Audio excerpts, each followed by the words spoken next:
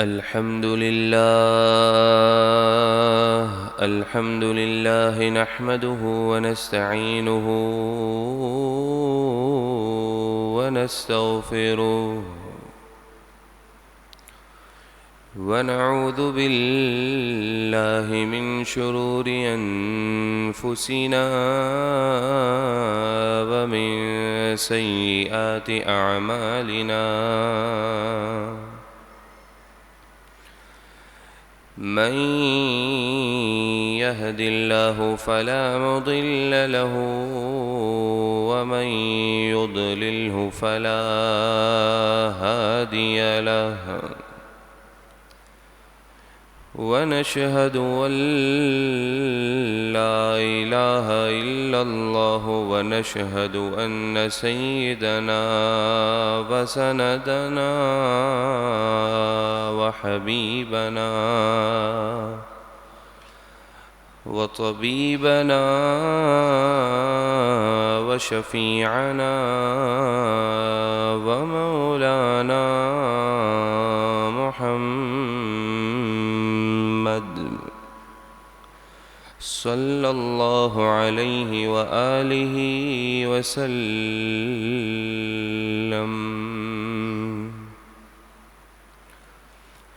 قال الله تبارك وتعالى في شان حبيبه: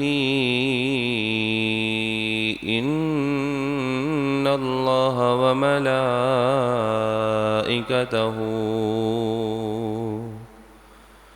يصلون على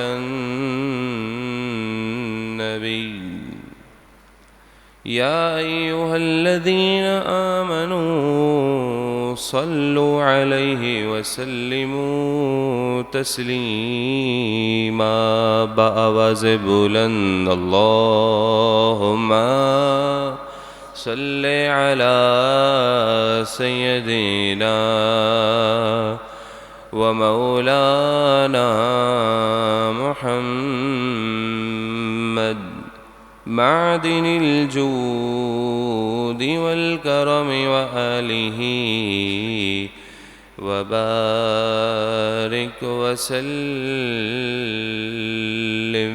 اور باواز بلند اللهم صل على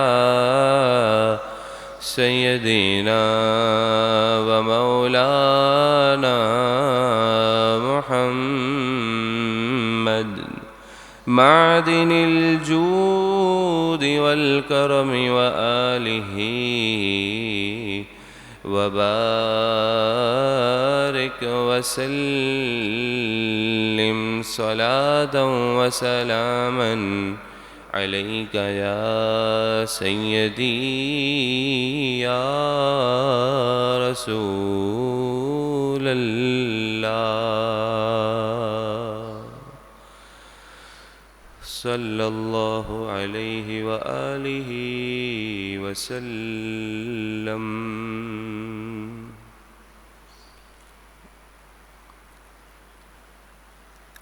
محترم اور مکرم سامعین حضرات، الحمدللہ اللہ تبارک و تعالی کے فضل و کرم، حضور پر نور حضور جان کائنات صلی اللہ تعالی علیہ وسلم کے نگاہ خاص، حضور سید الاولیاء حضور غوث اعظم رضی اللہ تعالی عنہ کے فیضان سے ہم اس پر نور وقت میں اللہ تبارک و تعالی کے گھر میں حاضر ہو کر کلام مجید فرقان حمید کو سمجھنے کے لیے حاضر ہیں. اللہ تبارک و تعالی ہماری حاضری اپنی بارگاہ میں قبول اور منظور فرمائے، اور ہم اللہ تبارک و تعالی ہم تمام کے صغیرہ کبیرہ گناہوں کو معاف فرمائے. بقیہ زندگی ہمیں خوب نیک اعمال کرنے کی توفیق عطا فرمائے. جو کچھ ہم ماضی میں قرآن مجید فرقان حمید میں سن چکے، جو سنیں گے، اچھی باتوں پر عمل کرنے کی توفیق عطا فرمائے، دوسروں تک اس کی دعوت اور اس کے پیغام کو پہنچانے کی توفیق عطا فرمائے، آمین بجاہ النبی الامین صلی اللہ علیہ وسلم۔ انشاءاللہ تبارک و تعالی آج کے درس قرآن مجید فرقان حمید کا آغاز پارہ نمبر 2 سے ہوا چاہتا ہے۔ اللہ تبارک و تعالی اس پارے کے آغاز میں ہی ایک غیب کی خبر دے رہا ہے۔ وہ ایسی خبر ہے کہ اللہ رب العزت نے فرمایا سَيَقُولُ السُّفَهَاءُ مِنَ النَّاسِ، عن قریب لوگوں میں سے جو بے وقوف ہیں وہ کہیں گے ما ولاہم عن قبلتہم التی کانوا علیہا، کہ ان مسلمانوں کو ان کے اس قبلے سے کس نے پھیر دیا جس پر وہ پہلے تھے۔ مسلمان جس قبلے پر پہلے تھے اس قبلے کو چھوڑ کر انہوں نے دوسرے قبلے کو کیوں اختیار کیا اور کس نے اسے اس بات کا حکم دیا؟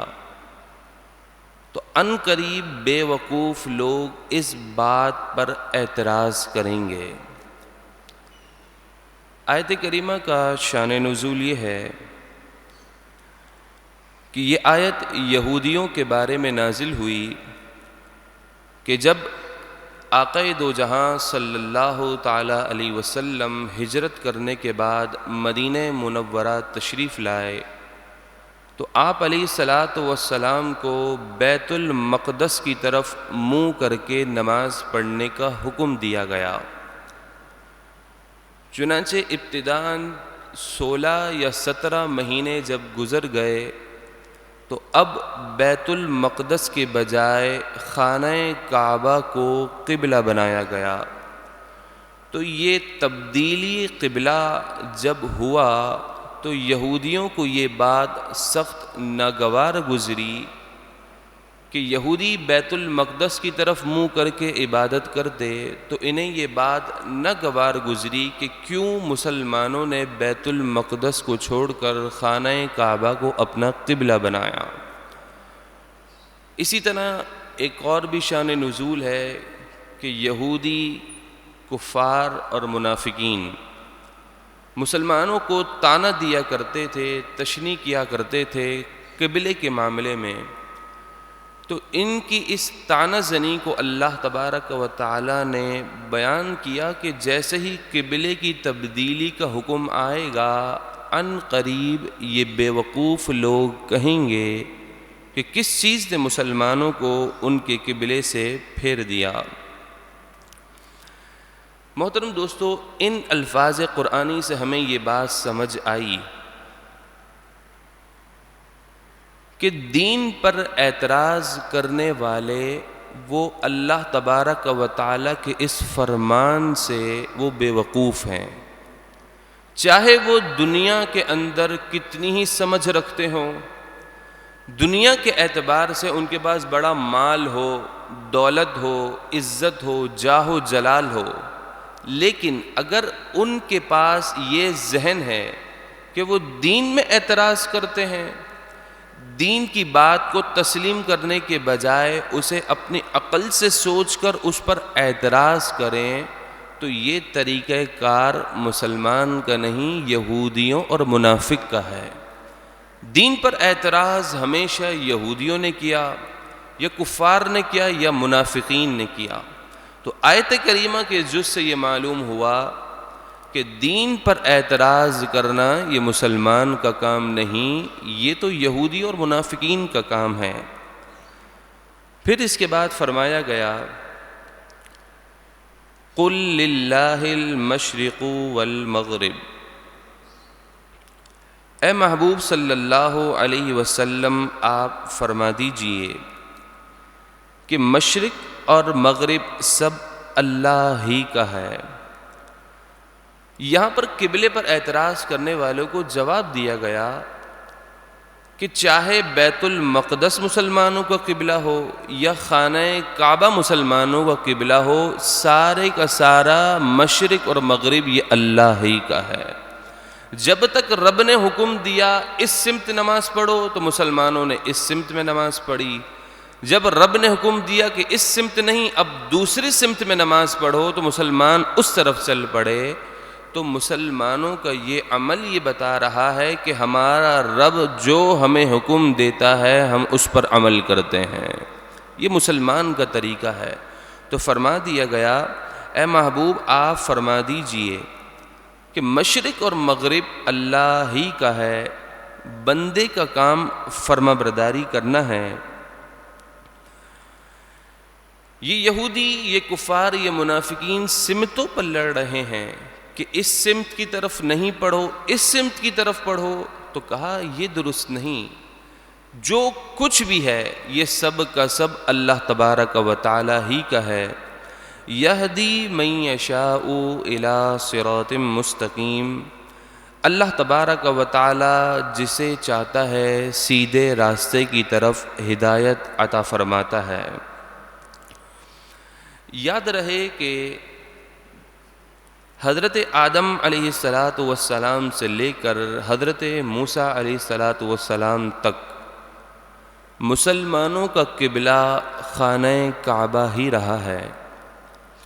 پھر حضرت موسیٰ علیہ السلام کے بعد سے لے کر حضرت عیسیٰ علیہ السلام تک، اور پھر سرکار دو عالم صلی اللہ تعالی علیہ وسلم کے ہجرت فرمانے کے 16 یا 17 مہینے تک مسلمانوں کا قبلہ بیت المقدس رہا ہے۔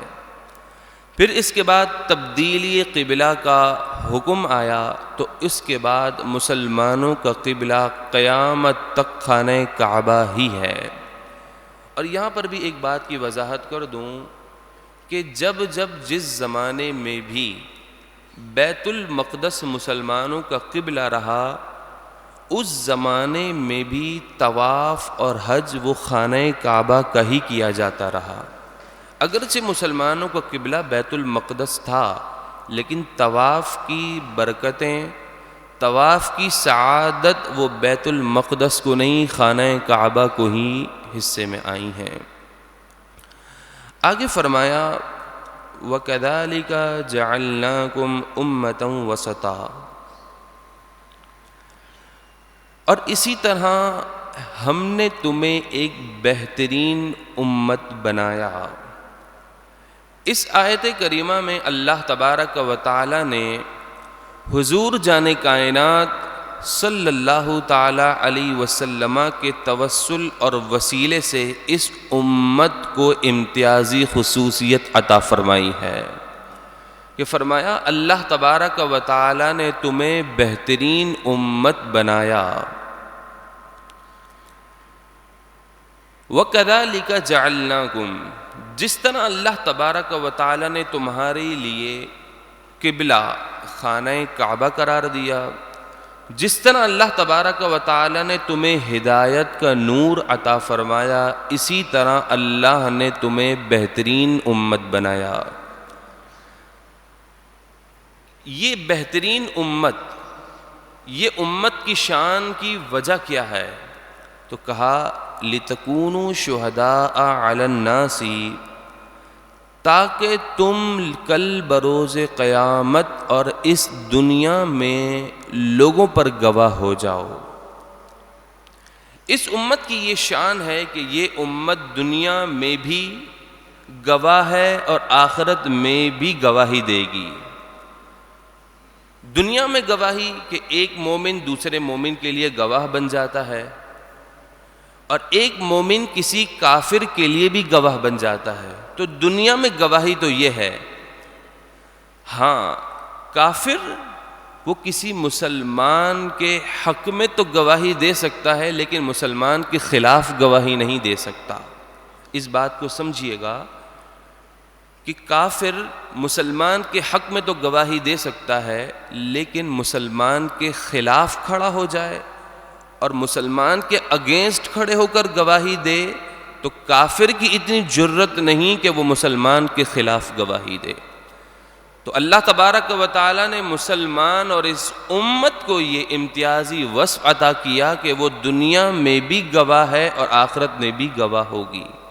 صرف یہی نہیں بلکہ اللہ نے اس امت کو یہ اعلیٰ وصف عطا فرمایا، دنیا میں تو گواہ ہے ہی ہے، بلکہ جو اس دنیا سے وصال کر گئے مردے، ان کے حق میں بھی یہ امت گواہی دے دے تو اللہ اس مردے کے حق میں بھی اس کی گواہی قبول کر لیتا ہے۔ کیسے؟ بخاری شریف کی حدیث ہے، سرکار دو عالم صلی اللہ تعالی علیہ وسلم اور آپ کے اصحاب رضوان اللہ تعالی علیہم اجمعین کے سامنے سے ایک جنازہ گزرا، تو مسلمان صحابہ کرام علیہم رضوان نے اس جنازے والے کی تعریف کی، تو جواب میں سرکار نے کہا واجب ہو گئی۔ تھوڑی دیر کے بعد دوسرا جنازہ گزرا، صحابہ کرام علیہم رضوان میں سے بعض نے اس جنازے والے کی برائی کی، تو آپ نے فرمایا واجب ہو گئی۔ حضرت عمر فاروق رضی اللہ تعالی عنہ نے عرض کی یا رسول اللہ صلی اللہ علیہ وسلم کیا چیز واجب ہو گئی؟ ایک جنازہ گزرا تو کہا واجب ہو گئی، دوسرا جنازہ گزرا تو کہا واجب ہو گئی، تو آپ نے فرمایا جس جنازے کی تم نے تعریف کی واجب ہو گئی کا مطلب اس پر جنت واجب ہو گئی۔ تو اس دنیا میں یہ امت کسی مردہ کے حق میں گواہی دے دے تو اللہ اس کی گواہی کے مطابق اس کا فیصلہ فرما دیتا ہے۔ تو یہ اللہ تبارک و تعالی نے اپنے محبوب صلی اللہ علیہ وسلم کی اس امت کو ایک امتیازی وصف عطا کیا۔ یہ تو صرف دنیا کے اندر، آخرت میں گواہی، سبحان اللہ، آخرت میں گواہی کیسے ہے کہ فرمایا لِتَكُونُوا شُهَدَاءَ عَلَى النَّاسِ، آخرت میں گواہی یہ ہے کہ اے امتیوں تم لوگوں پر گواہ ہوگے، اور وَيَكُونَ الرَّسُولُ عَلَيْكُمْ شَهِيدًا، اور یہ رسول تم پر گواہی دیں گے۔ کل بروز قیامت جب اولین اور آخرین کو جمع کیا جائے گا، ساری امتیں روز محشر جب جمع کر دی جائیں گی تو اللہ تبارک و تعالی جب ان تمام امتیوں کو جمع کر دے گا تو یہ امتی کہیں گے جو سابقہ امتی ہیں، اپنے نبیوں کے خلاف کھڑے ہو جائیں گے اور کہیں گے کہ اے مالک، اے پروردگار، ہمیں ہمارے اعمال کی سزا کیوں دی جا رہی ہے جبکہ ہمارے پاس تیری طرف سے کوئی پیغمبر، کوئی نبی آیا ہی نہیں کہ جو ہمیں بتائے کہ یہ درست راستہ ہے، یہ غلط راستہ ہے۔ جب سابقہ امتیں اپنے نبیوں پر اعتراض کریں گی تو یہ نبی بطور گواہ اس امت محمدیہ کو پیش کر دیں گے اور کہیں گے کہ اے مالک، یہ اپنے دعوے میں جھوٹے ہیں کیونکہ ہمارے پاس ایک گواہ ہے اور وہ گواہ امت محمدیہ صلی اللہ علیہ وسلم ہے۔ سرکار دو عالم صلی اللہ علیہ وسلم کی امت ان انبیاء کے حق میں گواہی دے گی اور کہے گی کہ اے مالک، یہ بات سچی ہے، یہ بات بالکل درست ہے کہ ان انبیاء علیہ السلام نے اپنی امتوں کو پیغام حق دیا ہے، درست پیغام دیا ہے، صحیح اور غلط کا بتا دیا ہے۔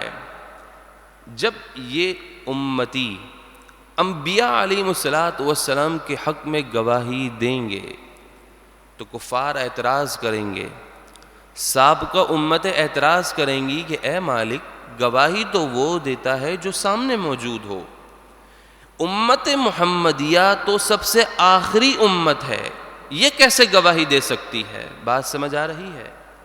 گواہی کون دیتا ہے؟ جو عین موقع پر واقعے کے وقت موجود ہو، تو کفار یہ اعتراض کریں گے، سابقہ امتیں یہ اعتراض کریں گی کہ یہ امت محمدیہ گواہی کیسے دے سکتی ہے جبکہ یہ تو سب سے آخر میں آئی ہے۔ جب امت محمدیہ پر اعتراض ہوگا کہ ان کی گواہی کیسے قبول کی جائے، تو اب فرمان ہوا وَيَكُونَ الرَّسُولُ عَلَيْكُمْ شَهِيدًا، اب اس موقع پر یہ رسول اپنی امت کے حق میں گواہی دیں گے۔ کیسے گواہی دیں گے؟ سرکار دو عالم صلی اللہ تعالی علیہ وسلم فرمائیں گے، اے مالک، میری امت درست فرما رہی ہے اور میری امت جو بات کہہ رہی ہے کہ ان انبیاء نے پیغام حق دیا ہے، میری امت اس بارے میں درست ہے، حق پر ہے۔ دوستو، یہاں سے دو تین باتیں بہت اہم معلوم ہوتی ہیں۔ اسی بنیاد پر ہمارا عقیدہ اہل سنت آج اس آیت سے ثابت ہے کہ عقیدہ اہل سنت یہ ہے کہ نبی کریم صلی اللہ تعالی علیہ وسلم اپنے ہر امتی کے ہر حال کو جانتے ہیں، ہر امتی کے ایمان کی حقیقت کو جانتے ہیں، ہر امتی کے اعمال، یعنی وہ کتنا نیکوکار ہے، وہ کتنا گنہگار ہے، سب کچھ نبی کریم صلی اللہ علیہ وسلم اپنے نور نبوت سے دیکھ رہے ہیں۔ کیسے؟ ذرا غور کیجئے گا، یہ امت کس کے حق میں گواہی دے رہی ہے؟ انبیاء کے حق میں گواہی دے رہی ہے کہ ان انبیاء نے پیغام حق درست دیا ہے۔ تو اب دیکھیں، گواہی کا قاعدہ یہ ہے کہ گواہ ہمیشہ دینی معاملات کے اندر مسلمان ہو۔ کون ہو؟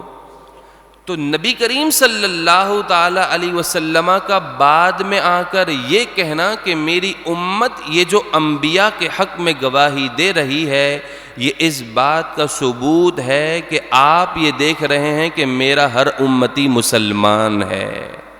آپ علیہ الصلوۃ والسلام اپنے امتی کے ایمانی کیفیت کو جانتے ہیں، جبھی تو ان کی گواہی انبیاء کے حق میں قبول ہوئی۔ سمجھ رہے ہیں بات؟ سرکار دو عالم صلی اللہ تعالی علیہ وسلم نے فرمایا کہ میں اس پوری دنیا اور اس دنیا میں جو کچھ ہو رہا ہے اسے ایسے دیکھ رہا ہوں جیسے اپنی ہتھیلی کو دیکھ رہا ہوں۔ انسان کے ہتھیلی میں جو چیز ہو، ایسا ہو سکتا ہے کہ ہتھیلی میں ہو اور اس کی نظروں سے پوشیدہ ہو؟ ایسا نہیں ہو سکتا۔ جو چیز ہتھیلی میں ہوگی وہ سامنے ہوگی، نظر آ رہی ہوگی۔ تو سرکار علیہ الصلوۃ والسلام نے قیامت تک ہونے والے اس دنیا میں جو بھی واقعات ہوں گے، جو ہو چکے ہیں، فرمایا یہ سب کچھ میری ہتھیلی کے سامنے ہیں، تو سرکار کی نظروں سے کوئی چیز پوشیدہ نہیں ہے۔ آپ علیہ الصلوۃ والسلام ہر چیز کو دیکھ رہے ہیں۔ ایک بات۔ دوسری بات یہ ہے وَيَكُونَ الرَّسُولُ عَلَيْكُمْ شَهِيدًا سے یہ بات معلوم ہوتی ہے، اور بڑا ہی کمال کا نقطہ مفسرین نے یہاں بیان کیا۔ کہا کہ گواہی دو طرح سے ہوتی ہے، ایک گواہی سنی سنائی ہوتی ہے اور ایک گواہی دیکھنے سے ہوتی ہے۔ کوئی سنی سنائی گواہی ہو تو اس پر اعتراض کیا جا سکتا ہے کہ تم نے تو سنا ہے نا، دیکھا تو نہیں ہے نا۔ تو جب امت محمدیہ نے انبیاء کے حق میں گواہی دی تو وہ سنی سنائی تھی، کہ امت نے کہا کہ ہم نے یہ سنا ہے کہ ہمارے محبوب نے ہمیں یہ بات کہی کہ ان انبیاء نے امتیوں کو پیغام حق دیا ہے۔ تو امتی کی گواہی انبیاء کے حق میں یہ سنی سنائی تھی۔ کس سے سنی تھی؟ قرآن سے سنی تھی۔ کس سے سنی تھی؟ رسول اللہ کی زبانی سنی تھی۔ تو امتیوں نے جب گواہی دی تو کفار نے اعتراض کر دیا کہ ان کی گواہی تو سنی سنائی ہے، یہ تو ہمارے بعد میں آئے ہیں۔ لیکن جب آخر میں نبی آخر الزمان صلی اللہ علیہ وسلم نے گواہی دی تو اب کفار نے اعتراض نہیں کیا، تو معلوم ہوا کہ محبوب آئے تو آخر میں ہیں لیکن خلقت کے اعتبار سے سب سے پہلا نمبر ہے، اور آپ نے ہر واقعے کو اپنی آنکھ سے دیکھا ہے۔ کیونکہ جب آنکھ سے کوئی چیز دیکھ لی جاتی ہے تو پھر اس پر اعتراض نہیں ہوتا. کفار کا اعتراض نہ کرنا نبی کریم صلی اللہ علیہ وسلم کی گواہی پر یہ واضح ثبوت ہے کہ آپ نے ہر واقعے کو اپنی آنکھوں سے دیکھا ہے. سمجھ رہے ہیں بات؟ وَمَا جَعَلْنَا الْقِبْلَةَ الَّتِي كُنْتَ عَلَيْهَا، اور ہم نے اس قبلے کو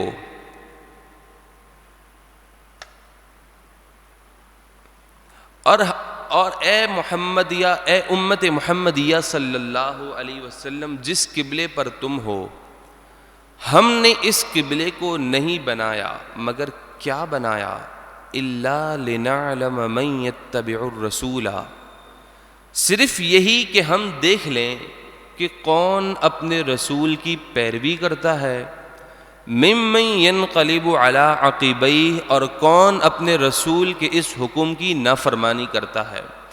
جیسے ہی نبی کریم صلی اللہ علیہ وسلم نے حکم دے دیا تو اب پتہ چلے گا منافق اور سچے مومن میں، اور کافر اور سچے مومن میں اب پتہ چل جائے گا کہ کون رسول اللہ کی بات مانتا ہے اور کون رسول اللہ کی بات کا انکار کرتا ہے. وَإِن كَانَتْ لَكَبِيرَةً، اگرچہ یہ قبلے کی تبدیلی کا معاملہ بڑا گراں ہے، بڑا معاملہ ہے، لیکن إِلَّا عَلَى الَّذِينَ هَدَى اللَّهُ، مگر ان لوگوں پر یہ گراں نہیں ہے کہ جنہیں اللہ نے ہدایت دی، جنہیں اللہ تبارک و تعالی نے ہدایت دی. بس رب کا حکم آیا، رسول اللہ نے کر کے دکھایا. تو امتی کا کام یہی ہے جسے رب نے ہدایت دی وہ بغیر چوں چرا کیے رسول اللہ کے پیچھے چل پڑے. بس رسول اللہ نے کہہ دیا، بات ختم ہو گئی. تو قبلے کی تبدیلی کا معاملہ ہے تو بہت بڑا، مگر جسے اللہ نے ہدایت دی اس کے لیے بڑا نہیں ہے. وَمَا كَانَ اللَّهُ لِيُضِيعَ إِيمَانَكُمْ، اور اللہ کی یہ شان نہیں کہ وہ تمہارا ایمان ضائع کر دے، یعنی ایمان سے مراد تمہاری نمازیں ضائع کرے. جب مسلمانوں کو قبلے کی تبدیلی کا پتہ چل گیا تو یہودیوں کو تو یہ بات بڑی ناگوار گزری تھی کہ کیوں مسلمانوں نے اپنا قبلہ خانہ کعبہ کو بنا لیا بیت المقدس کو چھوڑ کر. تو اب وہ مسلمانوں کے ذہنوں میں بے جا اعتراضات اور انہیں شک میں ڈال رہے تھے کہ اگر یہ قبلہ درست ہے خانہ کعبہ تو بیت المقدس اس کا مطلب یہ ہوا کہ غلط ہے. تو جو نمازیں بیت المقدس کی طرف منہ کر کے پڑھی گئیں اس کا مطلب ہے وہ نمازیں ہی نہیں ہوئیں. تو ایک شک تو انہوں نے مسلمان صحابہ کے دل میں یہ ڈالا. دوسرا شک یہ ڈالا کہ اس عرصے میں جتنے مسلمان صحابہ نے بیت المقدس کی طرف منہ کر کے نمازیں ادا کیں اور ان کا انتقال ہو گیا تو یہودی کہنے لگے اس کا مطلب تو یہ ہوا کہ ان کی نمازیں ضائع ہو گئیں، کہ اب تو قبلہ چینج ہو گیا.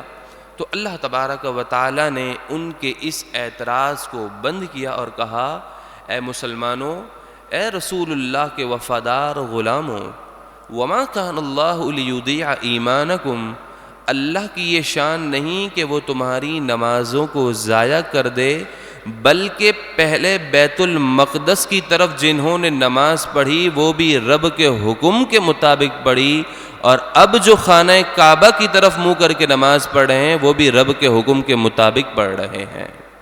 تو فرمایا گھبرانے کی ضرورت نہیں، نمازوں کا ثواب ضائع نہیں ہوا.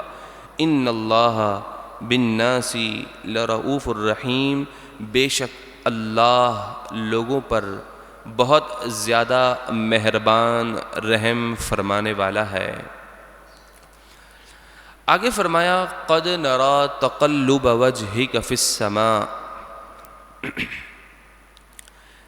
بڑی ہی مبارک اور نبی کریم صلی اللہ علیہ وسلم کی شان اور عظمت کو بیان کرنے والی آیت مبارکہ ہے.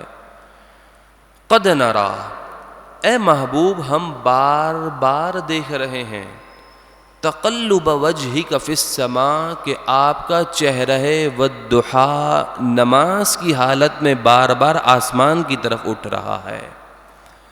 اللہ تبارک و تعالیٰ اپنے محبوب سے کتنی محبت فرماتا ہے، ذرا اس میں غور کیجئے گا کہ محبت کا عالم یہ ہے کہ رسول اللہ جیسا عمل کر رہے ہیں اللہ نے ویسا قرآن میں بیان کر دیا کہ فرمایا محبوب کریم علیہ الصلوۃ والسلام جیسا عمل کر رہے ہیں کہ بار بار نماز کی حالت میں آسمان کی طرف دیکھ رہے ہیں، تو فرمایا قد نرا تقلب وجہک فی السماء، اے محبوب ہم بار بار یہ دیکھ رہے ہیں کہ آپ کا چہرہ والضحیٰ چمکتا ہوا چہرہ آسمان کی طرف اٹھ رہا ہے۔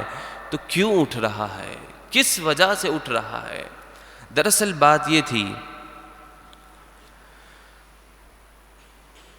کہ یہودیوں نے مسلمانوں پر یہ اعتراض کرنا شروع کر دیا کہ نبی کریم صلی اللہ تعالی علیہ وسلم ہمارے دین کی تو مخالفت کرتے ہیں، ہمیں گمراہ اور یہ کہتے ہیں کہ ہم نے کتابوں میں ملاوٹ کر دی ہے، تو ہمارے دین کی مخالفت کرتے ہیں لیکن اپنی عبادات میں اپنی توجہ ہمارے قبلہ بیت المقدس کی طرف کرتے ہیں، تو ہماری مخالفت بھی کرتے ہیں اور ہماری چیزوں کو اپناتے بھی ہیں۔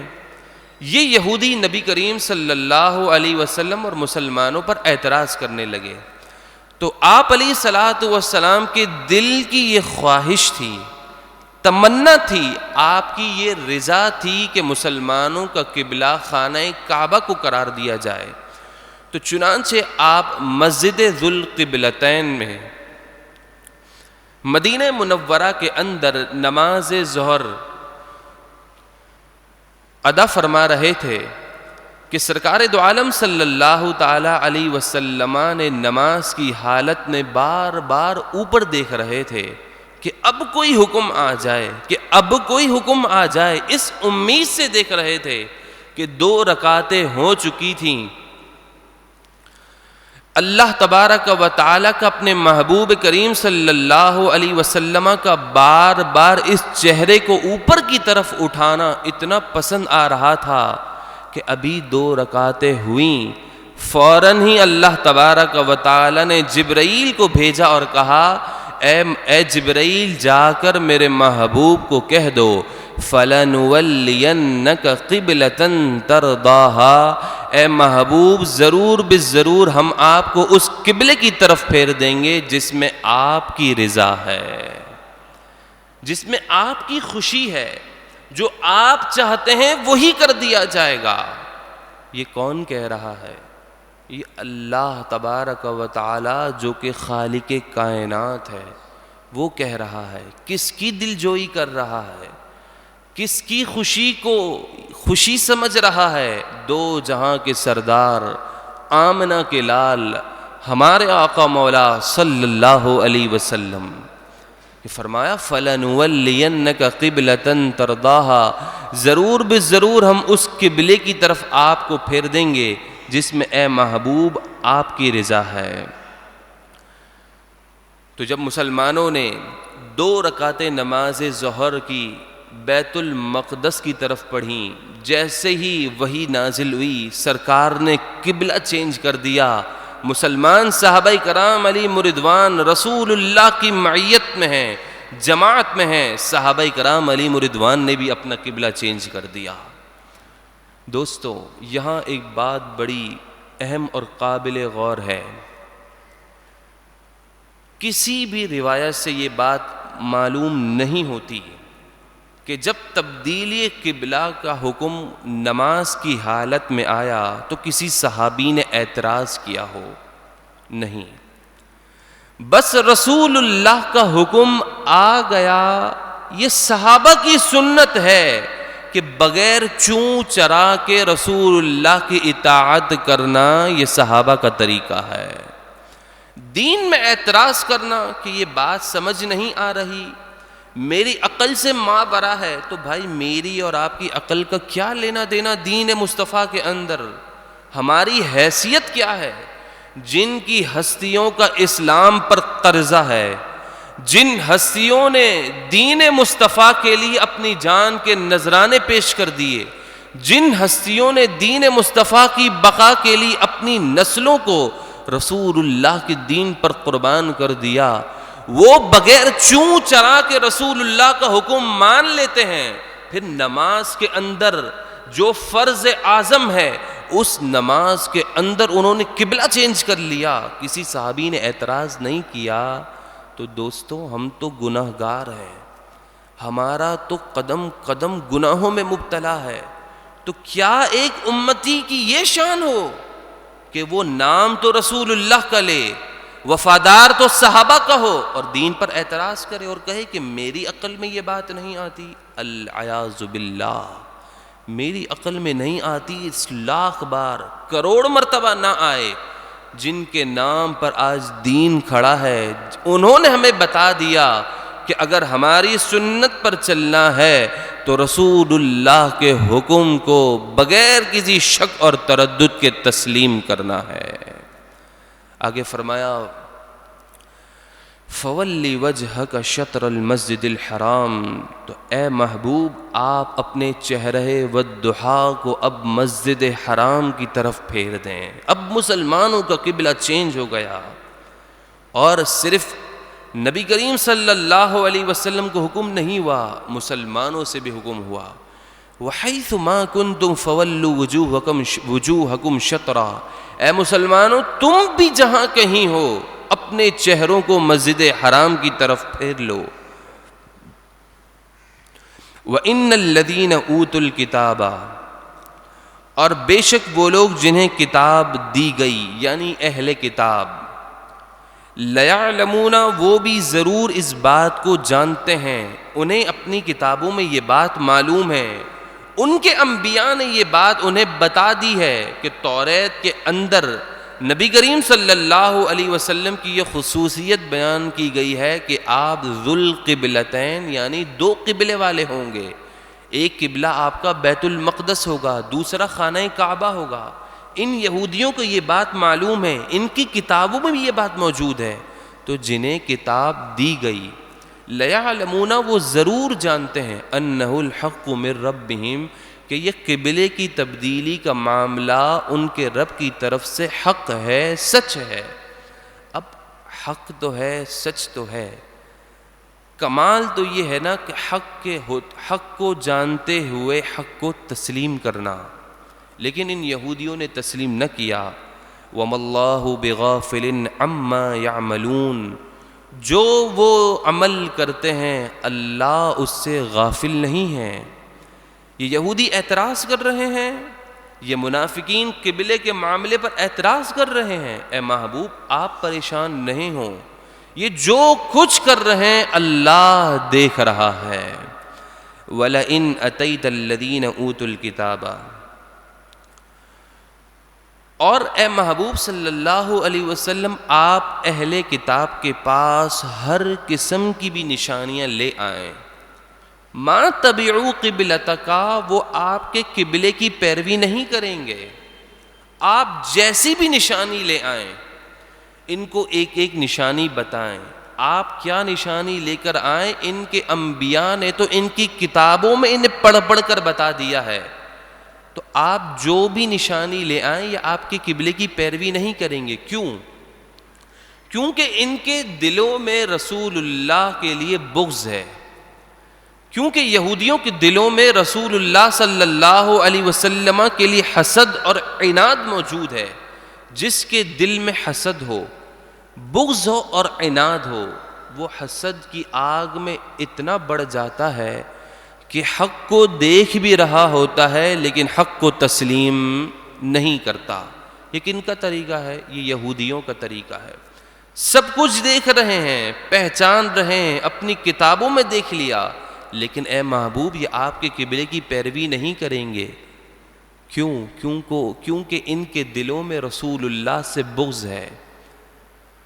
وَمَا أَنْتَ بِتَابِعٍ قِبْلَتَهُمْ، اور آپ بھی اب ان کے قبلے کی پیروی نہ کریں گے، یعنی بیت المقدس کی طرف اب آپ بھی کبھی رخ نہ کریں گے۔ اس سے معلوم ہوا کہ قیامت تک مسلمانوں کا اب قبلہ خانہ کعبہ ہی رہے گا، کیونکہ فرمایا اب آپ بھی ان کے قبلے کی پیروی نہ کریں گے۔ اچھا، وما بعدهم بتابع قبلۃ بعد، یہ آپس میں ہی ایک دوسرے کے اندر اپنے قبلوں کے معاملے میں جھگڑا کر رہے ہیں، ایک دوسرے کی نہیں مانتے۔ یہ یہودی کسی اور سمت کو قبلہ سمجھ رہے ہیں، یہ عیسائی کسی اور سمت کو قبلہ سمجھ رہے ہیں۔ آپ صلی اللہ علیہ وسلم کی مخالفت میں تو یہ متفق ہیں، لیکن خود قبلے کے معاملے میں یہ مختلف ہیں، ایک دوسرے کی نہیں مانتے۔ وَلَئِنِ اتَّبَعْتَ أَهْوَاءَهُم مِّن بَعْدِ مَا جَاءَكَ مِنَ الْعِلْمِ، کہا امت محمدیہ سے خطاب ہے، کہا کہ اے امتیوں، اگر تم نے جاننے کے باوجود بھی اپنی خواہشوں کی پیروی کی، جو تمہارے جی میں آیا تم نے وہ کیا، جانتے ہوئے کہ حق کیا ہے، تو کیا ہے؟ اِنَّكَ اِذًا لَّمِنَ الظَّالِمِينَ، تو اس وقت تم ضرور نا انصافی کرنے والوں میں سے ہوگے۔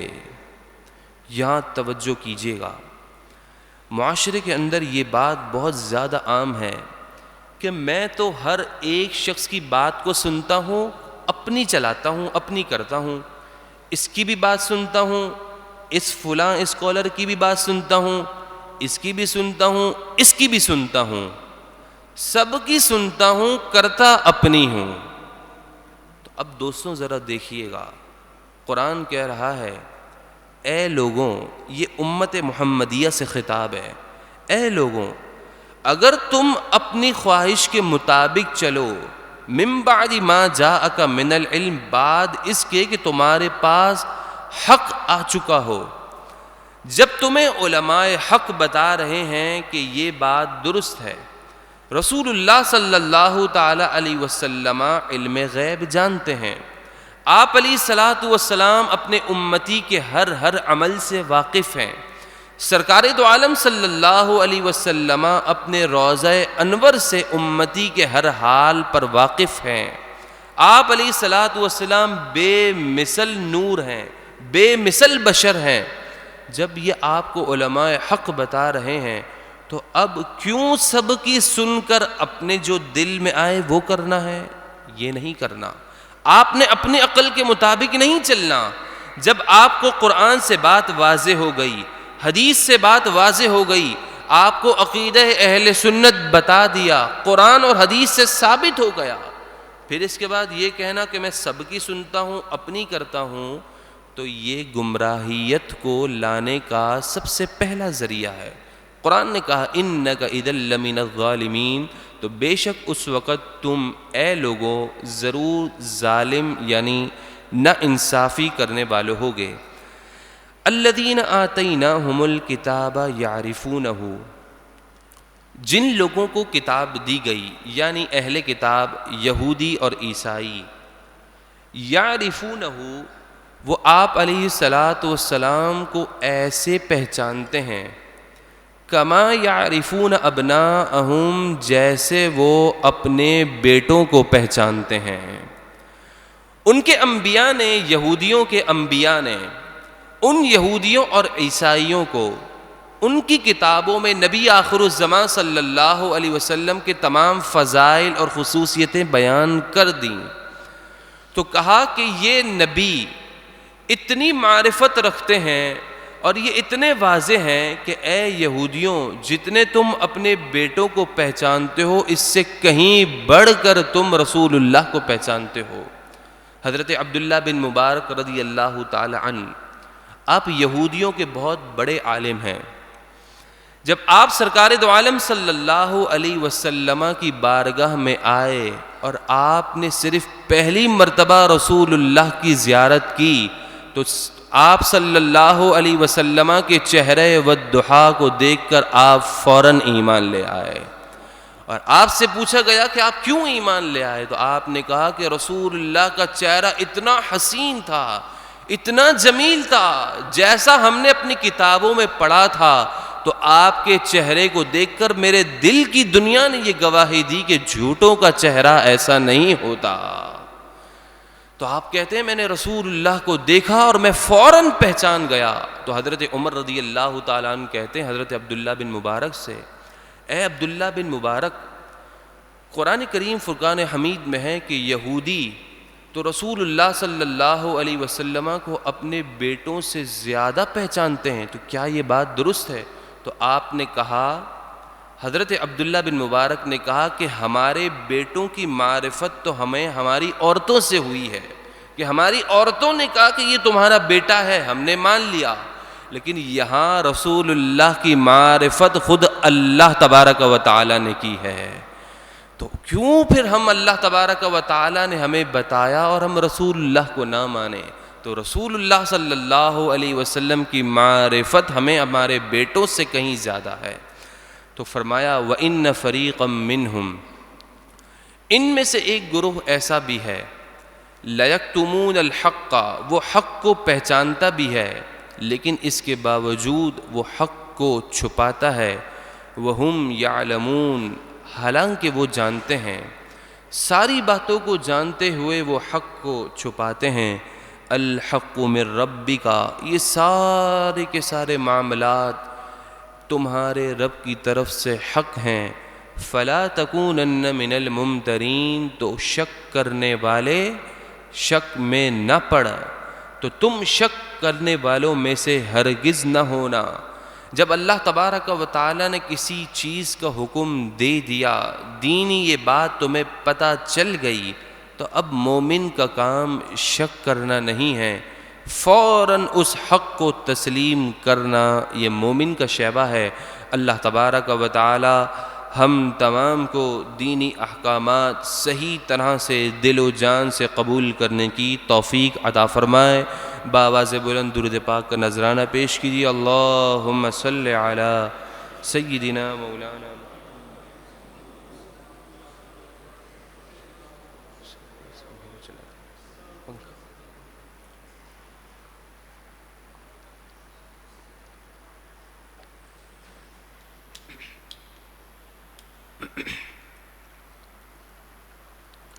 اگلے رکوع کا آغاز ہے،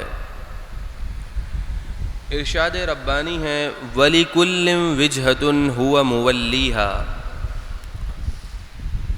ہر امت کے لیے، ہر ایک شخص کے لیے ایک سمت مقرر کی گئی ہے جس سمت کی طرف وہ منہ کر کے عبادت کرتا ہے۔ ہر امت کے لیے ایک سمت مقرر ہے، کسی کے لیے بیت المقدس تو کسی کے لیے خانہ کعبہ۔ تو اب فرمایا فاستبقوا الخیرات، سمتیں مقرر ہو چکی ہیں، اب نیکی کے معاملے میں جلدی کرو، ثواب کے معاملے میں جلدی کرو، اس چکر میں مت پڑو، ان پھڈوں میں مت پڑو کہ تمہارا یہ قبلہ ہے، تمہارا یہ قبلہ ہے، نہیں، سمتیں مقرر ہو گئی ہیں۔ اب اصل بات پر آؤ نا، سمت مقرر ہو گئی ہے، تم عبادت ہی نہ کرو تو کیا فائدہ؟ تو کہا سمتیں مقرر ہو چکی ہیں، اصل یہ ہے فاستبقوا الخیرات، اب تم اس سمت کی طرف منہ کر کے خوب نیک اعمال کرو، اللہ تبارک و تعالیٰ کی عبادت کرو۔ صحابہ کرام علیہم رضوان کی زندگیوں پر اگر غور کیا جائے تو دوستو ان کی زندگی سے ہمیں یہ بات معلوم ہوتی ہے کہ انہوں نے مقابلہ کوئی دنیاوی چیزوں میں نہیں کیا، کہ ایک کے پاس اگر ایک گاڑی تھی، ایک گھوڑا تھا، تو دوسرے نے کہا میرے پاس اس سے اعلیٰ نسل کا گھوڑا ہونا چاہیے، کسی کے پاس مکان تھا تو کسی نے کہا کہ میرے پاس اس سے عالی شان مکان ہونا چاہیے۔ نہیں دوستو، صحابہ کرام علیہم رضوان کے آپس کی دوڑ کوئی دنیاوی چیزوں کی نہیں تھی۔ ان کی سیرت کا مطالعہ کیا جائے تو یہ بات معلوم ہوتی ہے کہ اگر کسی صحابی نے غزوے میں آدھا مال دیا تو دوسرے صحابی نے نیکی میں بڑھنے کے لیے اپنے گھر کا پورا مال دے دیا۔ اگر صحابہ کی زندگی پر غور کریں تو وہ نبی کریم صلی اللہ علیہ وسلم کے ساتھ غزوے میں جانے کے لیے اتنے بیتاب رہتے کہ آپ علیہ الصلوۃ والسلام کے پاس وقتی طور پر کوئی سفر کے لیے کوئی جانور میسر نہ ہوتا تو صحابہ نیکی میں اتنی جلدی کرنے کے لیے کوششیں کرتے کہ ان کی آنکھوں سے آنسو جاری ہو جاتے کہ ہم غزوے میں نہیں جائیں۔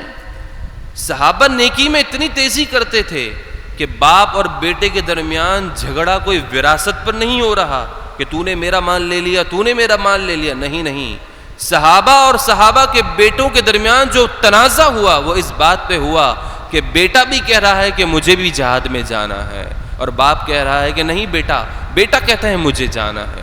تو صحابہ کرام علیہ رضوان کے درمیان اور ان کی سیرت کا مطالعہ کیا جائے تو مقابلہ نیکیوں میں ہے۔ تو دوستوں، ہمیں بھی مقابلہ دنیا کی چیزوں میں نہیں کرنا کہ آج اس کے پاس ایک گاڑی ہے تو اس کے پاس کیوں ہے، میرے پاس اس سے بڑھ کر ہونی چاہیے، اس کے پاس یہ موبائل ہے، اچھا میں بڑا والا موبائل لوں گا۔ دوستوں، یہ کوئی کامیابی کا معیار نہیں ہے، یہ فانی چیزیں ہیں، ان سب کو آخر فنا ہونا ہے، باقی رہنے والے نیک اعمال ہیں۔ تو نیک اعمال کی فکر ہونی چاہیے کہ اگر میرا ایک بھائی 5 وقت کا نمازی ہے تو دوسرا بھائی یہ خیال کرے کہ میں بھی 5 وقت کی نماز تو پڑھتا ہوں، چلو میں تہجد بھی شروع کر دوں۔ تو وہ دیکھے کہ یہ میرا بھائی تہجد پڑھ رہا ہے تو وہ پھر راتوں کو اٹھ کر قرآن کریم کی تلاوت شروع کر دے۔ تو نیکیوں کے اندر جذبہ ہونا چاہیے اور آگے بڑھنے کی سبقت ہونی چاہیے۔ تو کہا گیا سمتیں مقرر ہو چکی ہیں، اب جھگڑا اس میں نہیں کرو، اب بات یہ ہے کہ نیکیوں کی طرف آگے آؤ۔ اینما تکونوا یأتی بکم اللہ جمیعا، تم جہاں کہیں بھی ہوگے قیامت کے دن اللہ تبارک و تعالی تم سب کو ایک ساتھ جمع کر کے لے آئے گا۔ ان اللہ علی کل شیء قدیر، بے شک اللہ ہر چاہت پر قادر ہے۔ ومن حیث خرجتا، اے محبوب صلی اللہ علیہ وسلم، آپ جس جگہ سے بھی باہر جائیں، باہر تشریف لے جائیں، جس جگہ سے بھی آپ نکلیں، چاہے سفر کے لیے نکلیں، آپ گھر سے نکلیں، جہاں سے بھی آپ تشریف لے جائیں، بس فولی وجہک شطر المسجد الحرام، آپ کے دل کی خواہش تو یہ تھی کہ خانہ کعبہ آپ کا قبلہ بنے، تو بس آپ جہاں سے بھی تشریف لے جائیں مسجد حرام کی طرف ہی منہ کر لیا کریں۔ جب بھی عبادت کا وقت ہو، آپ کی عبادت کی سمت خانہ کعبہ ہو۔ وَإِنَّهُ لَلْحَقُّ مِن رَبِّكَ، اور بے شک یہ حق ہے آپ کے رب کی طرف سے۔ وَمَا اللَّهُ بِغَافِلٍ عَمَّا تَعْمَلُونَ، اور اللہ تبارک و تعالی غافل نہیں ہیں اس سے جو تم عمل کرتے ہو۔ پھر فرمایا وَمِنْ حَيْثُ خَرَجْتَ، اے محبوب آپ جہاں سے بھی نکلیے، فَوَلِّ وَجْهَكَ شَطْرَ الْمَسْجِدِ الْحَرَامِ، آپ اپنے چہرے کو مسجد حرام کی طرف کر لیجئے۔ فرمایا وَحَيْثُ مَا كُنْتُمْ، اور اے لوگوں تم بھی جہاں کہیں سے نکلو، سفر سے جا رہے ہو، سفر سے آ رہے ہو، اپنے گھر میں ہو، مسجد میں ہو، دنیا کے کسی بھی کونے میں ہو، فَوَلُّوا وُجُوهَكُمْ شَطْرَهُ، عبادت کے وقت اپنے چہرے کو مسجد حرام یعنی خانہ کعبہ کی طرف کر لو کہ یہ تمہارا قبلہ ہے۔ کیوں؟ لِأَلَّا يَكُونَ لِلنَّاسِ عَلَيْكُمْ حُجَّةٌ، تاکہ لوگوں کو تم پر کوئی حجت، کوئی بات نہ رہے۔ وہ بات کیا ہے؟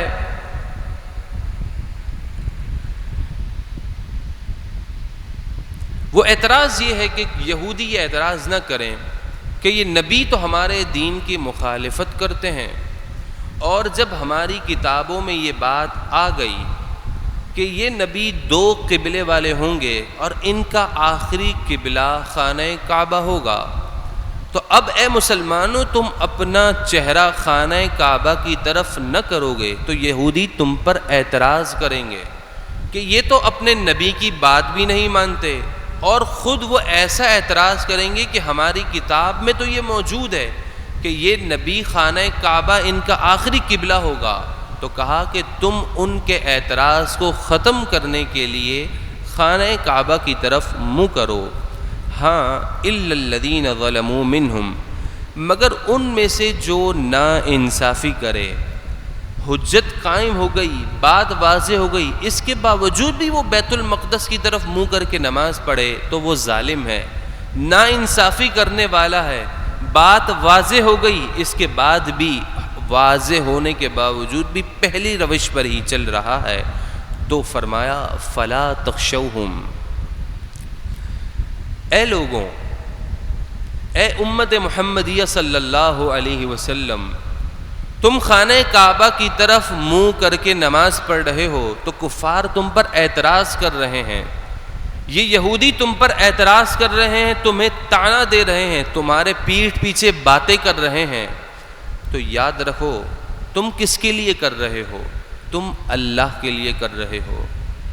تم کس کا حکم پر عمل کر رہے ہو؟ تم اللہ کے حکم پر عمل کر رہے ہو۔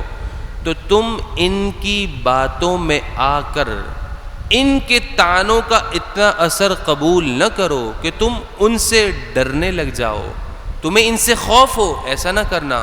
فلا تخشوہم، ان سے نہ ڈرو، یہ جو بھی کچھ کہتے رہیں تمہارے پیٹھ پیچھے، تم نے ان سے نہیں ڈرنا۔ کس سے ڈرنا ہے؟ وَخْشَوْنِي، تم مجھ سے ڈرو۔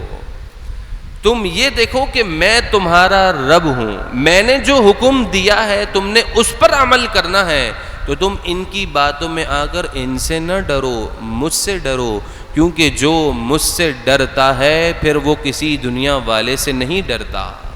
تو فرمایا تم مجھ سے ڈرو۔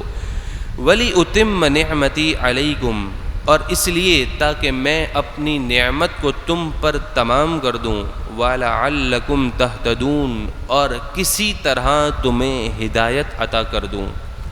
کما ارسلنا فیکم رسولا منکم، اللہ تبارک و تعالی نے اپنی ایک نعمت تمہیں بیان کی، تبدیلی قبلہ، یہ ایک بڑی نعمت ہے۔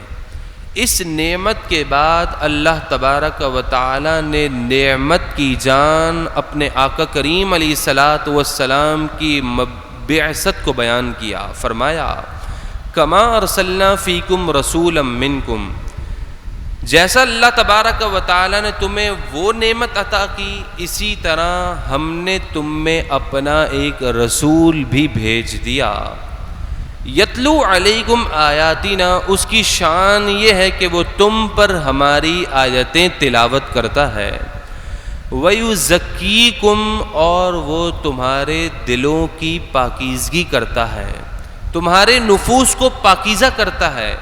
وَيُعَلِّمُكُمُ الْكِتَابَ وَالْحِكْمَةَ، اور وہ تمہیں کتاب اور حکمت کی تعلیم عطا فرماتا ہے۔ وَيُعَلِّمُكُمْ مَا لَمْ تَكُونُوا تَعْلَمُونَ، اور جو تم نہیں جانتے، اور اللہ تبارک و تعالی وَيُعَلِّمُكُمُ الْكِتَابَ وَالْحِكْمَةَ، اور اللہ تبارک و تعالی اے محبوب تمہیں کتاب اور حکمت سکھاتا ہے۔ وَيُعَلِّمُكُمْ مَا لَمْ تَكُونُوا تَعْلَمُونَ، اور تم جو کچھ نہ جانتے تھے وہ بھی تمہیں سکھاتا ہے۔ اللہ تبارک و تعالی کی یہ شان ہے کہ اس نے اپنے پیارے محبوب صلی اللہ تعالی علیہ وسلم کو ما کان و ما یکون کا علم عطا فرمایا، کہ جو کچھ ہو چکا ہے اور جو کچھ ہوگا، اللہ نے اپنے محبوب کو ہر چیز کا علم عطا فرمایا۔ حضرت عمر فاروق رضی اللہ تعالیٰ عنہ روایت کرتے ہیں کہ سرکار دو عالم صلی اللہ تعالیٰ علیہ وسلم منبر پر جلوہ افروز ہوئے، اور آپ علیہ الصلاۃ والسلام نے مخلوق کی ابتدا سے احوال بیان کرنا شروع کیے، یہاں تک کہ اتنا بتایا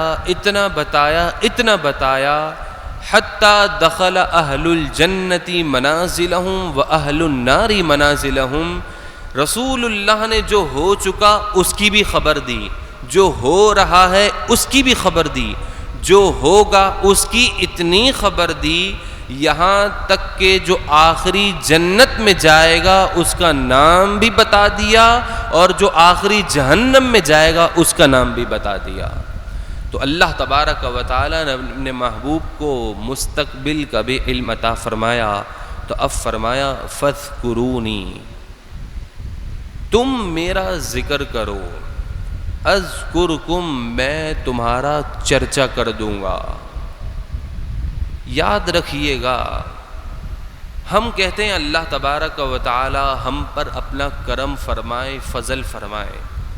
رب کا فضل اور کرم اس وقت ہوتا ہے، اس کے لیے ایک مقدم چیز ہے، وہ مقدم چیز پہلے رب کا تو بندہ ہو جائے۔ بندہ رب کی نافرمانی کر رہا ہو اور یہ خیال کرے کہ مجھ پر آسانیاں آ جائیں، مجھ پر راحتیں اتریں، میں اطمینان سے زندگی بسر کروں، تو دوستوں یہ نہیں ہوگا۔ پہلے اپنے آپ کو بدلنا ہوگا، پہلے اللہ کے ہو جاؤ، پھر اللہ تمہارے کاموں میں ہو جائے گا۔ فَاذْكُرُونِی، پہلے میرا ذکر کرو، اذکرکم، میرے ذکر کرنے کے بعد تمہارا چرچا ہوگا۔ تو تم پہلے میرے تو ہو جاؤ۔ ذکر تین طرح سے ہے، ایک ہے ذکر لسان، زبان سے ذکر کرنا، اللہ کا ذکر، توبہ استغفار، یہ زبان کا ذکر ہے۔ ایک ذکر دل سے ذکر ہوتا ہے کہ دل سے اللہ تبارک و تعالی کو یاد کرنا، اللہ تبارک و تعالی کی قدرت میں غور کرنا، یہ دل کا ذکر ہوا۔ ایک ہوتا ہے اعضائے بدن سے ذکر کرنا۔ کیا مطلب؟ اعضائے بدن سے ذکر کرنے کا مطلب یہ ہے کہ ان ہاتھوں سے گناہ نہ کرنا، ان پاؤں سے گناہ نہ کرنا، یہ اعضاء سے ذکر الہی ہے۔ تو نماز وہ واحد عبادت ہے کہ جس کے اندر تینوں قسم کا ذکر موجود ہے۔ تو اب دیکھیے، کہا فاذکرونی، میرا ذکر کرو، نماز پڑھو، اس سے بندہ غافل ہے۔ نماز پڑھ رہا ہے، زبان سے ذکر کر رہا ہے، لیکن دل موجود ہی نہیں ہے نماز میں، ذہن کہیں اور موجود ہے، خیالات کہیں اور موجود ہیں۔ تو جو ذکر قلبی ہے کہ دل سے نماز پڑھنا، وہ پایا ہی نہیں گیا۔ تو کہتے ہیں میں نماز تو پڑھ رہا ہوں، لیکن اس کے باوجود بھی مجھ پر اطمینان نہیں ہو رہا، برکتیں نہیں ہو رہی۔ تو کیوں نہیں ہو رہی؟ دل نماز میں موجود نہیں ہے۔ جب نماز کے لیے کھڑے ہوئے، سارے خیالات ذہن میں آ گئے، تو ذکر قلبی تو پایا ہی نہیں گیا۔ تو ظاہر سی بات ہے، جب تینوں ذکر موجود ہوں گے، جبھی دلوی طور پر سکون ہوگا، اطمینان ہوگا۔ تو کہا فاذکرونی، میرا ذکر کرو، اذکرکم، میں تمہارا چرچا کر دوں گا۔ دوستوں، اس کی ایک بہترین مثال اگر آپ اس دنیا میں دیکھیں تو ہمارے استاد محترم امیر المجاہدین علامہ خادم حسین رضوی رحمت اللہ تعالی علیہ کی مثال موجود ہے۔ جب تک آپ حیات تھے، سارے لبرل، اکثریت اینکر پرسن یہی کہتی تھی کہ یہ بابا گالیاں دیتا ہے، یہ بڑا شدتی پسند ہے، یہ بڑا شدت پسند مولوی ہے۔ لیکن زمانے نے بتا دیا کہ جو رسول اللہ اور اللہ کا ذکر کرتا ہے، اس کا چرچا اتنا بلند ہوتا ہے کہ BBC کی رپورٹ کے مطابق آپ کے جنازے میں 1,60,00,000 لوگ موجود تھے۔ تاریخ میں اتنا بڑا کسی کا جنازہ نہیں ہوا۔ تو یہ زندہ مثال ہے کہ آپ نے اپنی زندگی رسول اللہ کے نام پہ گزاری تو اللہ نے آپ کے ڈنکے بجا دیے۔ فرمایا واشکروا لی، اور تم میرا شکر ادا کرو۔ اس کی ایک اور مثال، فاذکرونی اذکرکم، ہمارے امام اہل سنت اعلیٰ حضرت امام عشق و محبت امام احمد رضا خان فاضل بریلوی ہیں۔ آپ کو 100 سال ہو چکے ہیں۔ ہمارے استاد محترم نے ایک بڑی کمال کی بات کی، کہا کہ کسی بھی شخصیت کا ایک تعارف ہوتا ہے نا، وہ اس کی زندگی تک رہتا ہے یا اس کی زندگی کے ختم ہو جانے کے بعد، وصال کے بعد کچھ عرصے تک رہتا ہے، پھر آہستہ آہستہ زمانہ جتنا دور ہوتا ہے لوگ اسے فراموش کر دیتے ہیں۔ اسی طرح ہوتا ہے، جیسے ہمارے باپ دادا اوپر جتنے بھی دیکھ رہے ہیں، آج ہم ان کے نام تک نہیں جانتے، ہم نے انہیں فراموش کر دیا۔ کرنا نہیں چاہیے، انہیں ایصال ثواب کرنا چاہیے۔ لیکن بات یہ بتانا چاہ رہا ہوں کہ اعلیٰ حضرت امام اہل سنت کی شخصیت وہ شخصیت ہے کہ آج سے 100 سال پہلے آپ صرف ہندوستان میں تھے اور آپ کو ہندوستان کے لوگ جانتے تھے، اور چیدہ چیدہ کراچی والے جانتے تھے، لیکن 100 سال کے بعد اعلیٰ حضرت امام اہل سنت نے رسول اللہ کے دین پر اتنا کام کیا کہ آج آپ کا نام 100 سال کے بعد عرب و عجم میں بڑی عقیدت سے لیا جاتا ہے۔ یہ کیا ہے؟ یہ صرف رسول اللہ اور اللہ کے ذکر کا نتیجہ ہے۔ فرمایا وشکروا لی، میرا شکر ادا کرو، ولا تکفرون، اور میری ناشکری نہ کرو۔ جو میری ناشکری کرتا ہے میں اس کے پاس جو میری نعمتیں ہوتی ہیں میں وہ بھی چھین لیتا ہوں۔ اللہ ہمیں اپنا ذکر کرنے والی زبان عطا فرمائے اور اللہ ہمیں شکر گزار بندہ بنائے۔ درود پاک کا نذرانہ پیش کیجیے۔ اللہم صلی علی سیدنا۔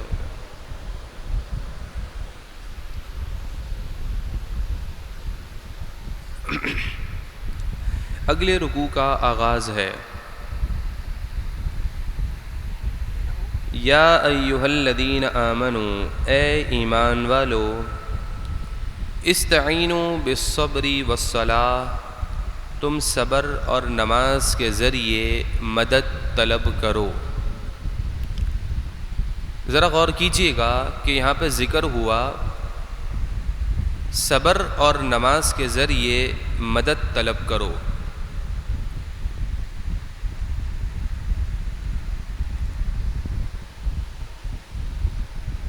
نماز سے مدد طلب کرنے سے مراد یہ ہے کہ روایات میں آتا ہے کہ سرکار دو عالم صلی اللہ تعالیٰ علیہ وسلم پر کوئی وقتی طور پر کوئی سخت معاملہ پیش آ جاتا تو آپ نماز میں مشغول ہو جاتے تھے۔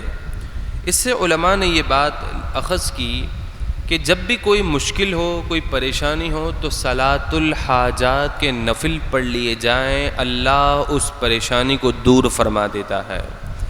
اسی طرح صلاۃ الخوف ہے، صلاۃ الاستسقاء ہے، صلاۃ الکسوف ہے، خسوف ہے، چاند گرہن کی نماز، سورج گرہن کی نماز، بارش نہ ہو رہی ہو تو بارش کے طلب کرنے کی نماز، بہت زیادہ خوف ہو، خوف کو دور کرنے کے لیے نماز۔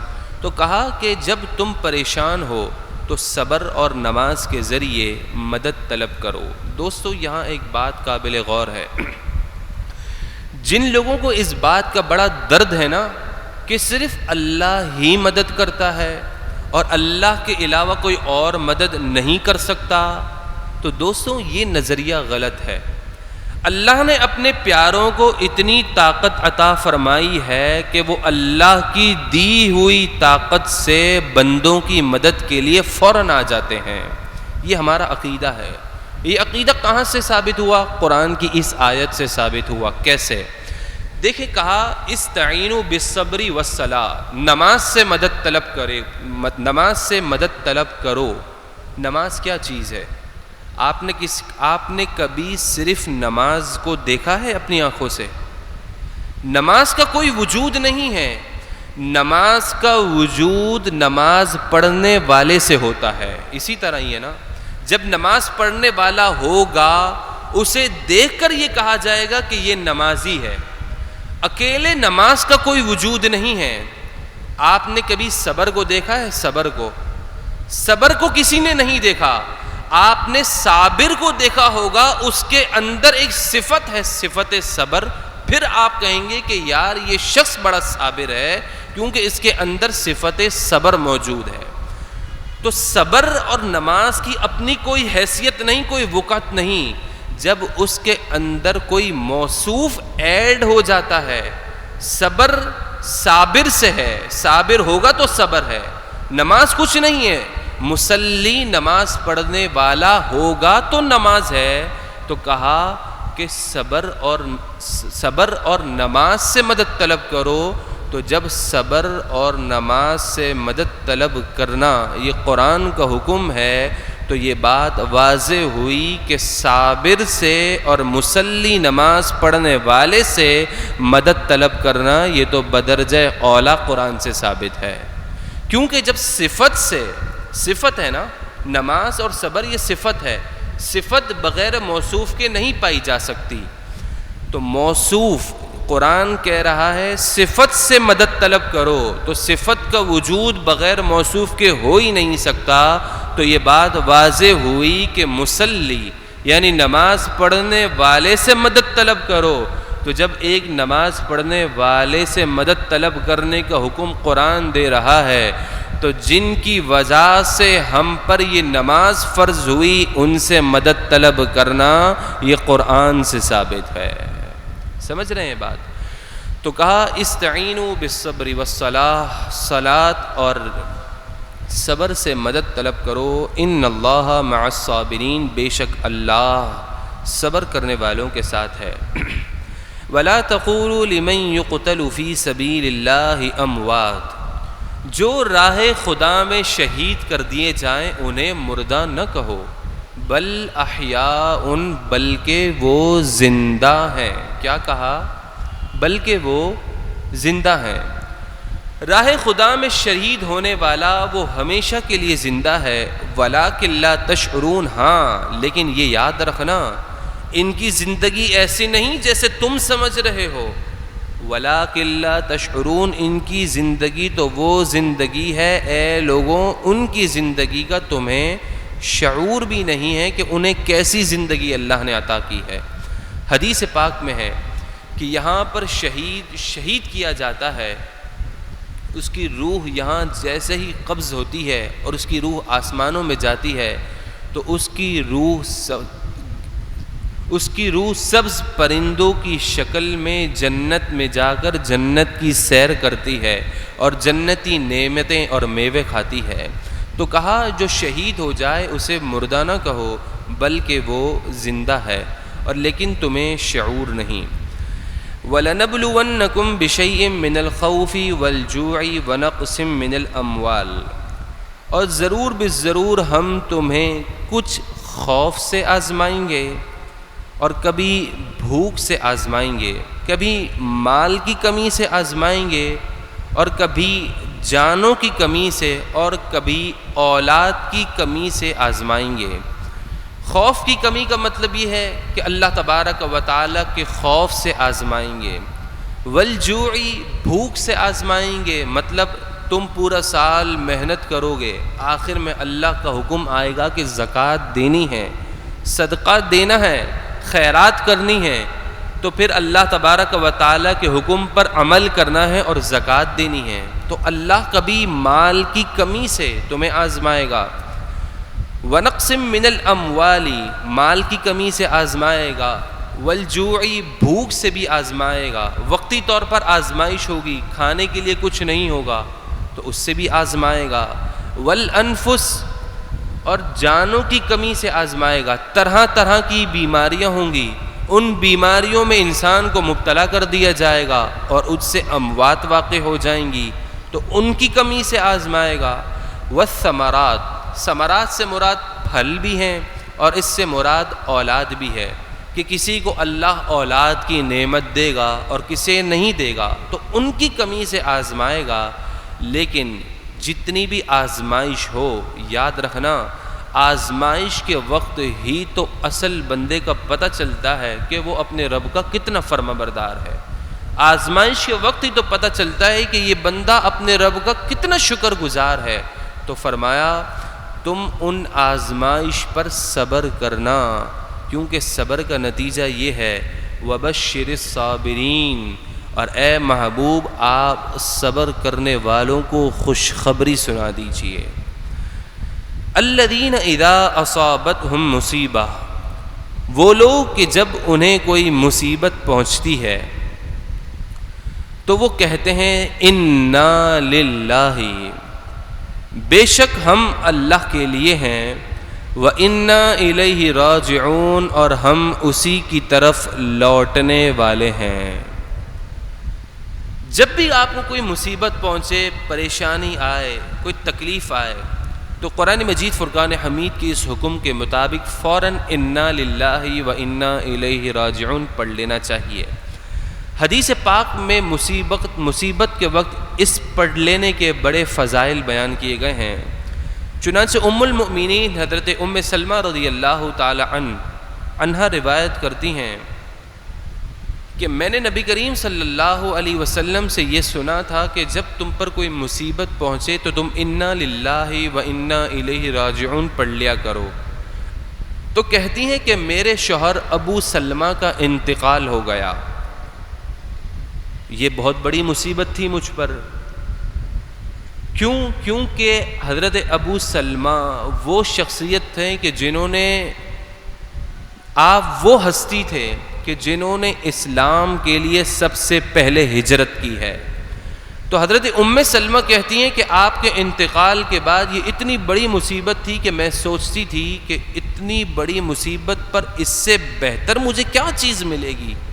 آپ یہ سوچتی تھیں کہ مجھے اس سے بہتر، ان سے بہتر کون سی نعمت اللہ عطا کرے گا۔ آپ کہتی ہیں جب بھی میں نے پڑھ لیا، جیسے ہی انتقال ہوا میں نے پڑھا انا للہ و انا الیہ راجعون، تو آپ کہتی ہیں کچھ ہی عرصہ گزرا تھا کہ سرکار دو عالم صلی اللہ تعالی علیہ وسلم نے میری طرف اپنے نکاح کا پیغام بھیج دیا۔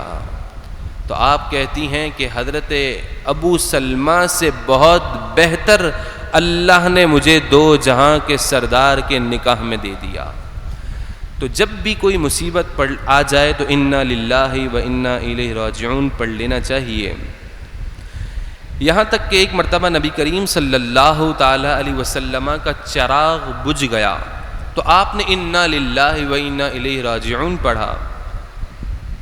تو آپ سے کہا گیا تو آپ نے فرمایا جی ہاں یہ بھی ایک مصیبت ہے۔ پھر آپ نے فرمایا ہر وہ چیز جو مومن کو تکلیف دے وہ اس کے لیے مصیبت ہے، اور اس مصیبت پر یہ پڑھ لینا اس کے لیے یہ بہت بڑا اجر ہے۔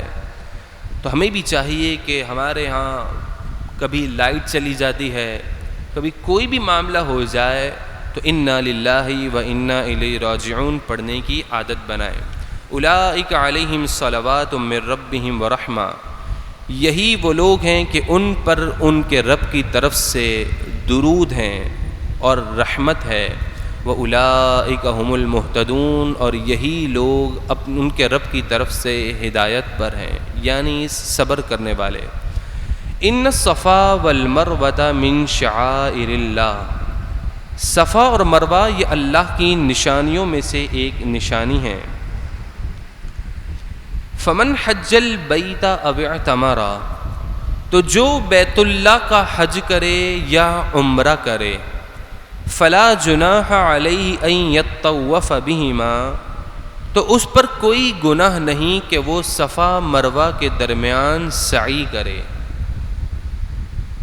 واقعہ کچھ اس طرح ہے کہ زمانہ جاہلیت میں صفا کی طرف ایک پہاڑ بتوں نے، مشرکین مکہ نے صفا پہاڑ پر ایک بت نصب کیا جس کا نام تھا اساف، اور مروہ کی طرف بھی ایک بت نصب کیا جس کا نام تھا نائلہ۔ جب یہ مشرکین مکہ صفا مروہ کے درمیان سعی کرتے تو ان بتوں پر جا کر ہاتھ پھیرتے تعظیماً۔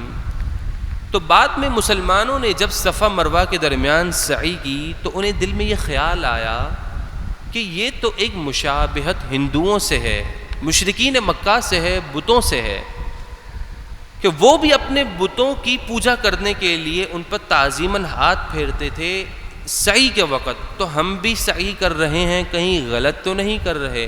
تو اس کا جواب آیا فلا جناح علیہ ان یطوف بہما، گناہ کی بات نہیں ہے کہ تم صفا اور مروہ کے درمیان میں سعی کرو۔ دیکھتے نہیں کہ خانہ کعبہ کے ارد گرد 360 بت نصب تھے، تو تم اس کے گرد بھی تو 7 چکر لگاتے ہو، تو وہ بھی تو تم اس کے ارد گرد جب 7 چکر لگاتے ہو تو وہاں بھی تو بت نصب تھے۔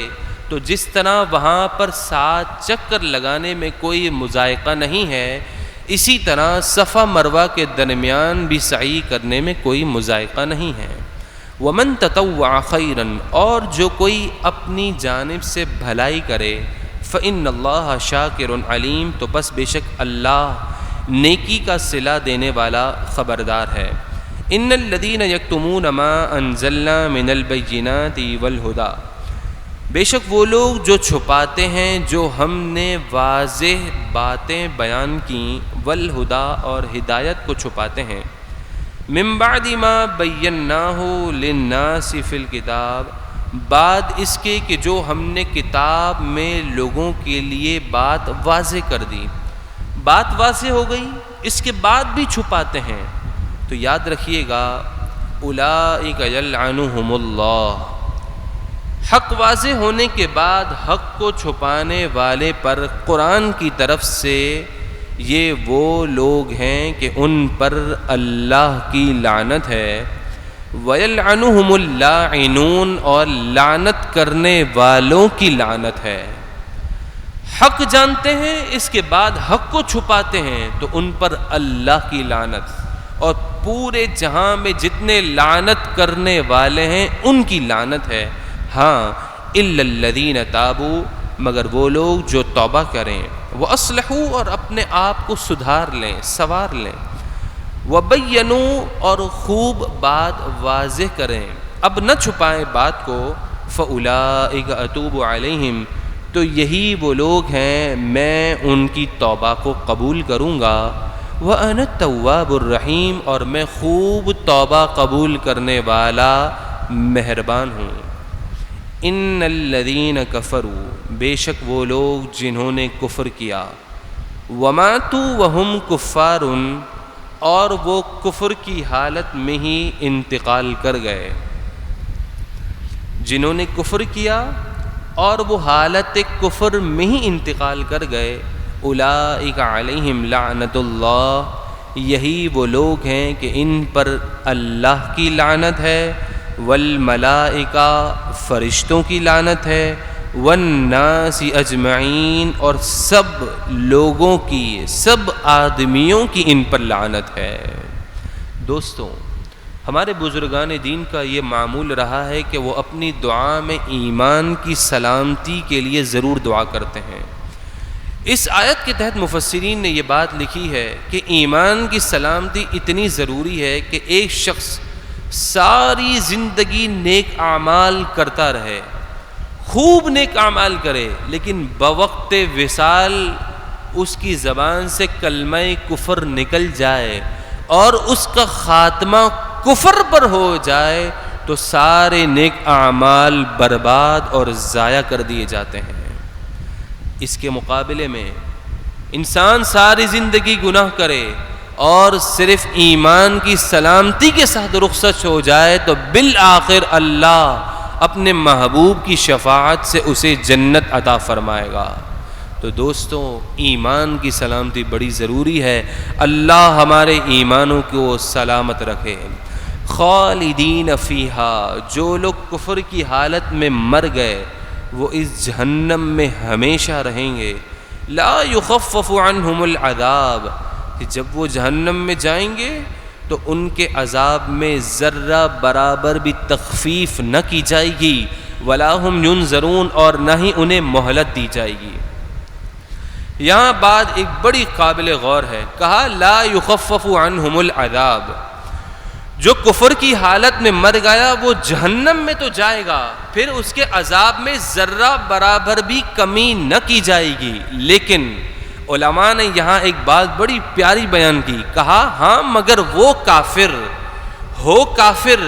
کفر کی حالت میں اس کا انتقال ہوا ہو اور وہ جہنم میں بھی ہو، مگر اس کا تعلق صرف رسول اللہ سے تھوڑا سا بھی ہو جائے نا تو اللہ اس کے عذاب میں تخفیف فرما دے گا. جیسے ابو لہب کی لونڈی سویبہ، کہ جیسے ہی سویبہ نے ابو لہب کو یہ خبر دی کہ اللہ تبارک، جیسے ہی یہ خبر دی کہ تیرے حضرت عبداللہ کے یہاں پر ایک بھتیجے کی ولادت ہوئی ہے، وہ بڑا ہی نور والا اور نورانی چہرے والا ہے، تو ابو لہب نے جب اس خوشخبری کو سنا تو سویبہ کو اپنی اس انگلی سے آزاد کر دیا. تو علماء نے یہ بات لکھی ہے کہ ہر پیر کے دن ابو لہب کے اس عذاب میں تخفیف کر دی جاتی ہے. ویسے تخفیف نہیں کی جاتی، مگر جس کی نسبت رسول اللہ سے جڑ جائے اس کے عذاب میں تخفیف ہو. تو دوستوں، رسول اللہ کی نسبت کا فائدہ کافروں کو مل سکتا ہے تو ایمان والوں کو رسول اللہ کی نسبت سے کیا فائدہ ملے گا؟ اللہ ہمیں قیامت تک ہماری نسلوں کو رسول اللہ کی سچی محبت اور وفاداری نصیب فرمائے۔ وَإِلَٰهُكُمْ إِلَٰهٌ وَاحِدٌ، تمہارا معبود ایک ہی معبود ہے، لا الہ الا ہو، اس کے سوا کوئی معبود نہیں۔ هو الرحمن، وہی رحمان ہے، الرحیم، خوب رحم فرمانے والا ہے۔ اللہ تبارک و تعالی ہم تمام کی حاضری اپنی بارگاہ میں قبول اور منظور فرمائے۔ اس درس میں جو بھی غلطی ہو اللہ اپنے فضل و کرم سے اسے معاف فرمائے۔ ایک مرتبہ الحمد شریف اور 3 مرتبہ سورہ اخلاص پڑھ لیجیے۔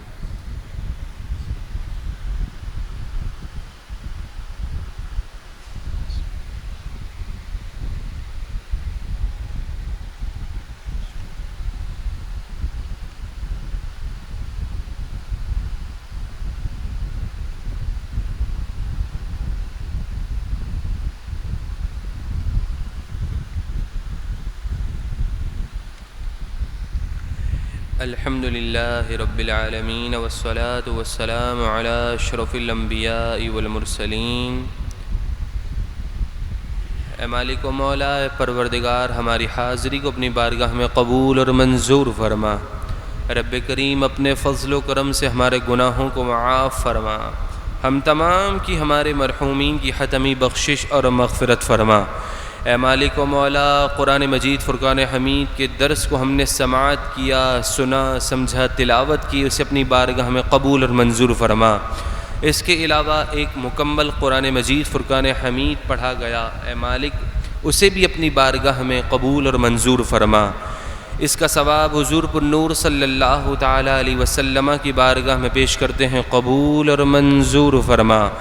آپ کے وسیلے سے تمام انبیاء کرام، تمام صحابہ کرام، تمام ازواج مطہرات، صدیقین، شہداء، صالحین کو پیش کرتے ہیں، قبول اور منظور فرما۔